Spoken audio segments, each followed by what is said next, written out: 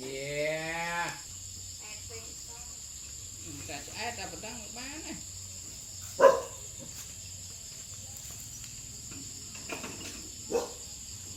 Chẳng đi ó.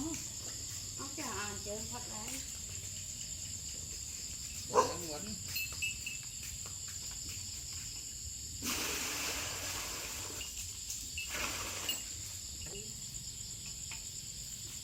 Mơ hôm nãy nó khỏi dân cái chập đâm luôn mình Lên cháu để lại cháu cái mình đặt đời nãy mình lên cháu cô à năng vẫn rồi vô mà lên cùng mút mà lên một lên chỉ đến đó một cái mình biết thôi tránh thằng ăn cái khẽ này mẹ đừng coi chứ cô còn khẽ cô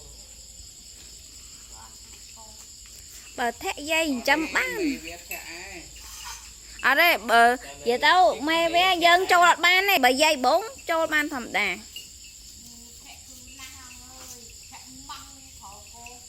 tay mà mê về vô bị đi tao ót ấy dây rồi cái đâu con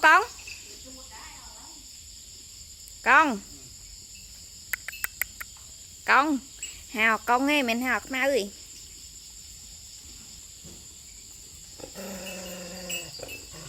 con